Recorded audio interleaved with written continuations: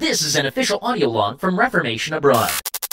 Salutations and a very friendly hello from your friends at the Global Protection Agency. With our Reformation Abroad program, we've teamed up with prison reform organizations across North America to offer the opportunity of a lifetime for those incarcerated. Those lucky inmates will be tasked with removing highly classified global waste by firing crates of this waste into a black hole. To find out more about this trustworthy and ecologically virtuous program, be sure to check out Reformation Abroad wherever you listen to your podcasts. Nocturnal is a high-action horror thriller and a love letter to classic 80s buddy cop movies. Written by #1 New York Times bestselling author Scott Sigler, Nocturnal is a complete season with 45 episodes available wherever you get your podcasts.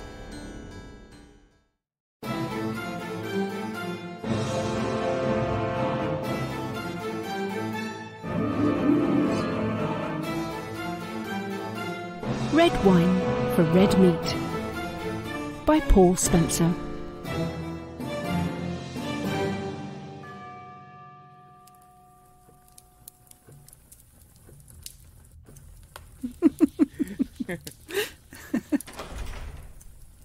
Miss Selina Temple, ma'am.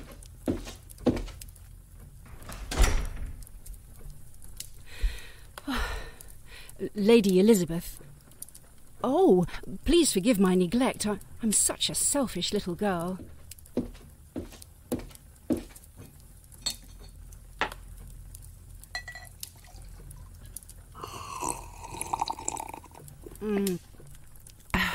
Selina, what an unexpected delight. Good evening, madam. Oh, my apologies.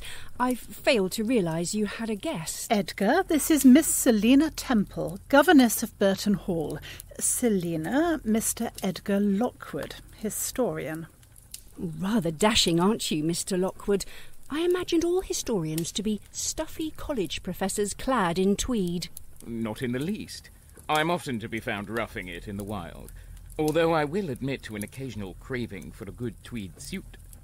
Yes, I couldn't help but notice the broadness of your shoulders. I am not long returned from the dig on Silbury Hill.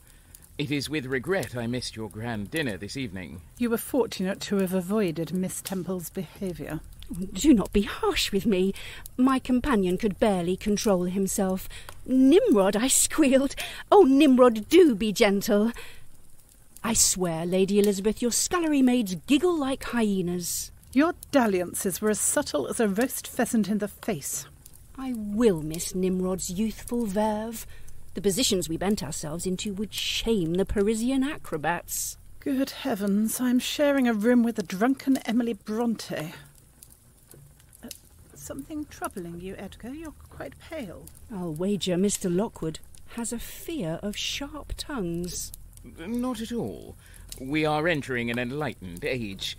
I champion such freedom of expression. He squeaks like a little mouse. Eep, eep. Do you sing, Miss Temple? There is a little baby grand in the corner. I would be honoured. Elizabeth, call on the staff to deliver me a bottle from your private collection. The fish course left me with such a thirst. I don't think I've ever tasted such a salty 10-pound turbot. My private collection is not for your lips. Like you, I adore a glass of red from time to time. I do have a fancy for afternoon tea. Nice and stiff, mind you, with a few salted nuts and peppermint bonbons. Everything here is ceremony and ritual. How I tire of living in a world of rules. That much is clear. Do not misunderstand me. You orchestrate these evenings with such exacting care. I must say the Jerusalem artichoke was a delight. I'm astonished you recognised it. Boiled and served in white sauce with parsley, and I admired the way you arranged the vines. Do you? I'm blessed indeed. But you failed to identify the wreaths. Just as described in the Gardener's Magazine of 1864. And the wine so adored by your ridiculous Nimrod? Chateau Lafite, a rare vintage. Which was gifted to me from the only vineyard in the Rhone Valley. The only vineyard in the Rhone Valley to have escaped the blight. A fine dinner is nothing without its guests. I must say the ruby brooch worn by Madame Beatrice looked magnificent. 240 years old, stolen from a Spanish square rigger off the Atlantic coast. The captain's name was Alonso, who had a fondness for chamber music and silk undergarments. I admire such feats of memory. You matched the Lady Elizabeth beat for beat. It is not the only thing you admire about me, you ogling fool. Why are you even here? What is your purpose? Miss Temple, please. Where is your delicacy? If you must know, I sought Edgar's help in obtaining an item of rare antiquity. Is that so? Mr. Lockwood, allow me to elucidate. I must savour these luxuries. They are offered so sparingly. Not all are as fortunate as the beloved, the respected Lady Elizabeth. It is as well you remember that. This house, these lands, are as much a part of me as my hands and eyes. I command devotion. To the townspeople, I am a kind of divinity. Do you really imagine the guests were here for you? What the devil do you mean? You terrify them. Your townspeople scurry like frightened children at your feet. No one must put a heel out of place. After you lambasted Dr. Alcock for failing to use his napkin, he was to be found sobbing in the hallway. Your parties have endured for so long that everything else is a joyless design. Selina, you writhe against the rules like a woman in chains. Where I am measured, you are reckless. Where I am gracious, you are crass. My lady, I can see that you and Miss Temple deserve some privacy. Perhaps I shall take my leave of you. You are not to leave this room, Edgar. I have need of you tonight. Then I stand eager to assist. This esteemed woman will be the end of you, Lockwood. Nonsense. She is a perfectly innocent creature who shares my love for ancient artifacts. Curse you, Selina. You have all the gratitude of a hog who has received a gilded invitation to the slaughterhouse for some light supper and brandy. Civility, ladies. You are rare birds, women of stature, raising the class of your weaker sex. Weaker, you say? Oh, go back to your history books and choke on their dust before I show you what strength truly means.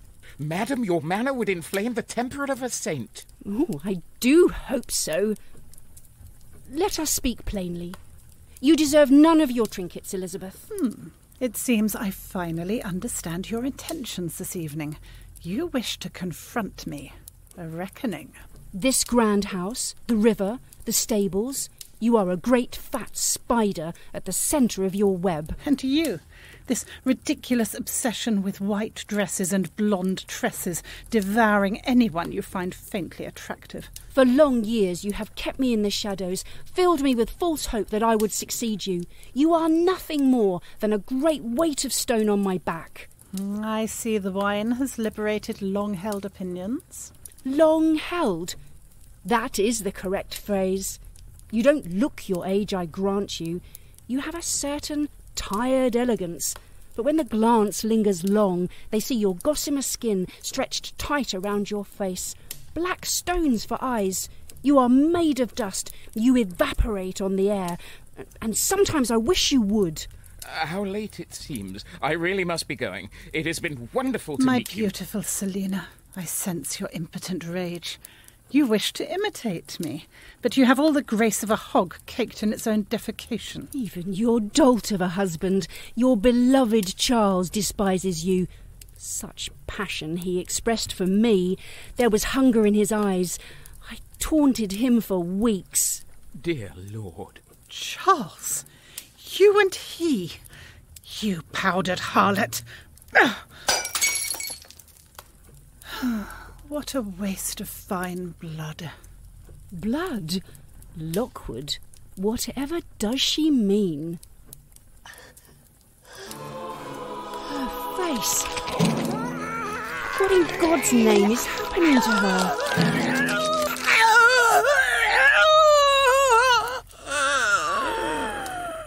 My God. She may be having a seizure. We must call upon a physician. Angels, defend us. The Lady Elizabeth. She is a creature of the night, an agent of Satan. Edgar, protect me, I beg you. I cannot. My spirit fails me. Selina is right, Edgar. You really are a fool. One who has almost served his purpose. No. Enough. I am being tested. I am a Lockwood. My father fought in the Crimean War. His spirit still flickers in this man of academia. Oh, my dashing saviour. Your belated bravery stokes my desire, like a hot iron poker. Miss Temple, take my hand. We are leaving this place at once. Elizabeth is ill. Locked. Dash it. Oh, look at her. She is a horror of the first order. Worry not. I am a Christian. The immutable power of the Lord fills my veins. Come now, Edgar. When you took me in the choir stalls, it was hardly an act of gracious devotion. Foul demon, let us pass. This is blasphemy. The work of the devil himself in the guise of a mere woman. Mere woman, you say? Poor Edgar. A fatal mistake. Mistake? Meaning what? Your death would have been ecstasy at my hands.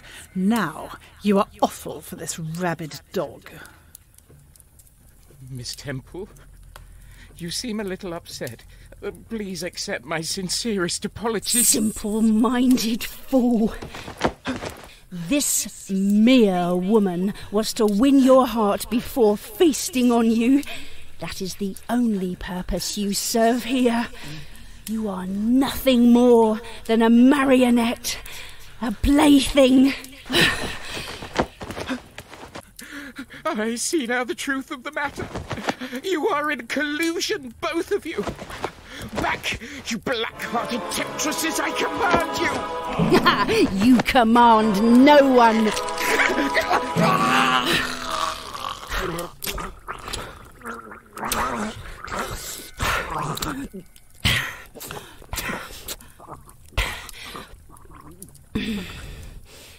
There. My love, my dearest Selina, let's not quarrel. Elizabeth? You burn like fire. Once again you stir my passions.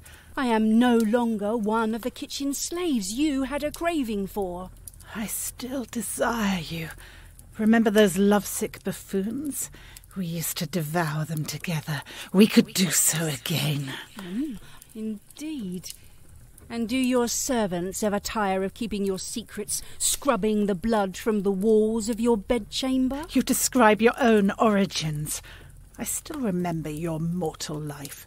Swilling the floors, polishing the silver, broken and tired. You begged me to sire you, to save you. You were the one I valued. But you squandered my gifts. You deserve nothing. You're still no more than a serving girl. Always have been, always will be. You will not be so self-satisfied when I tear out your eyes and wall up your pathetic, sightless form in the cellars.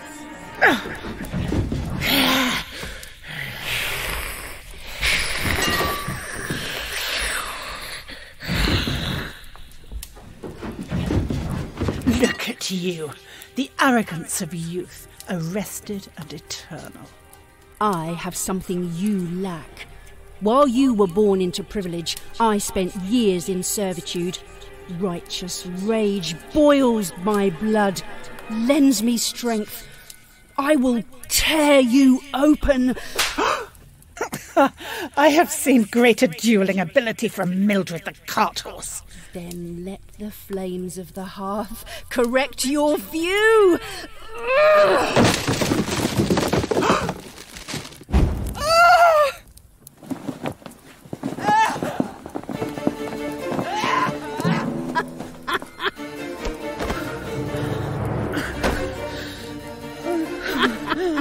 You old dollymop! How easily your tired bones crumble. Your time is over.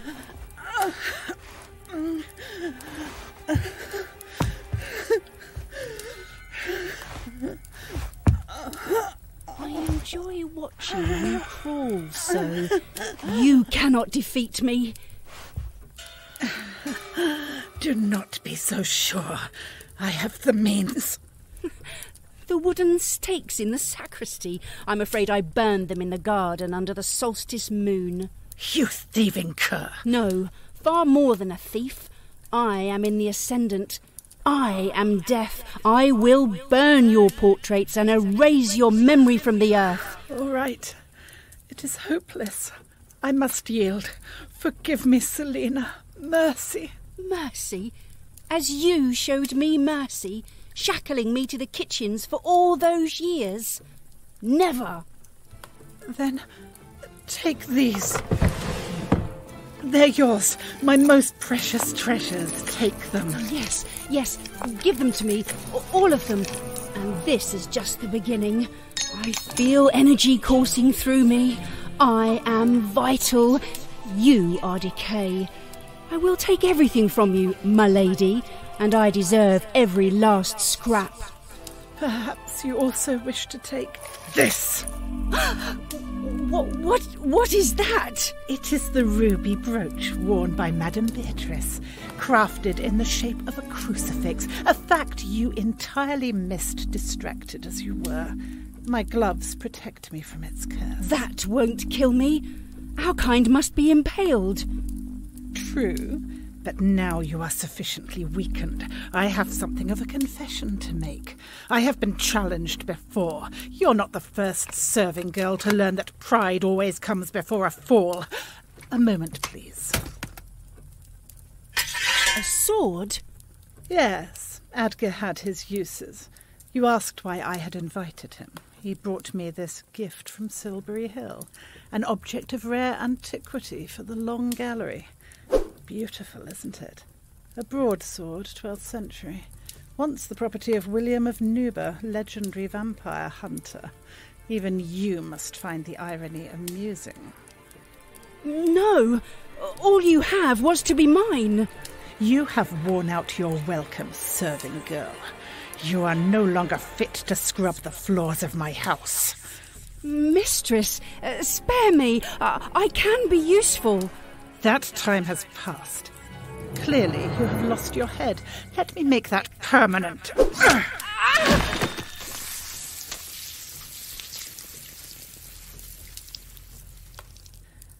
So sorry to cut you off, my dear.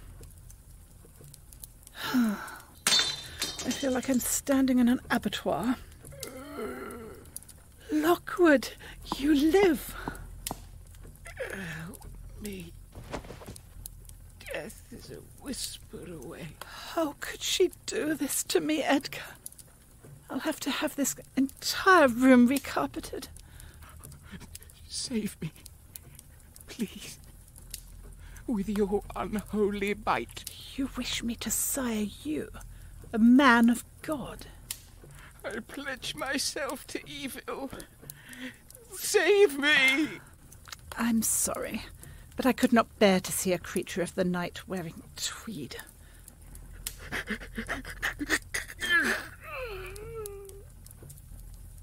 Goodbye, Mr. Lockwood. Oh, you have stirred my appetite, Selina.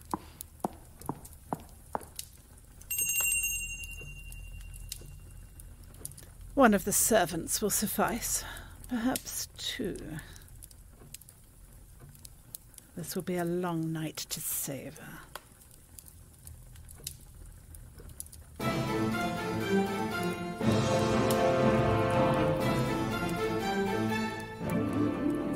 In Red Wine for Red Meat by Paul Spencer, you heard Cliff Chapman as Edgar Lockwood and the Servant, Nicky Whichelow as the governess Selina, and Fiona Thrall as Lady Elizabeth.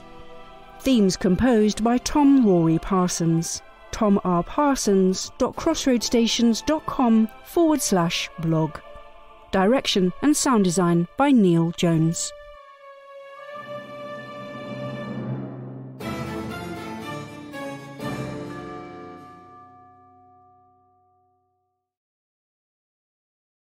Okay, recording. This has been a Pigeonhole audio production.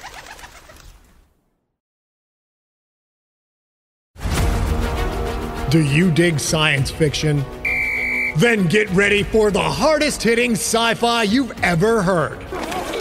The Galactic Football League series by #1 New York Times bestselling author Scott Sigler is now a free, unabridged podcast. It's Star Wars meets Peaky Blinders meets Ted Lasso. The GFL is a star-spanning, high-action, high-stakes, coming-of-age story set against the backdrop of a professional football league 700 years in the future. Follow the journey of Quentin Barnes, a gifted athlete who must travel from his backwater system to the galaxy's sprawling empires in his quest to be the best there's ever been. But he needs to watch his back as organized crime runs every franchise, fixing games and assassinating rival players. That's the Galactic Football League series. Search for Scott Sigler, Sigler, wherever you get your podcasts.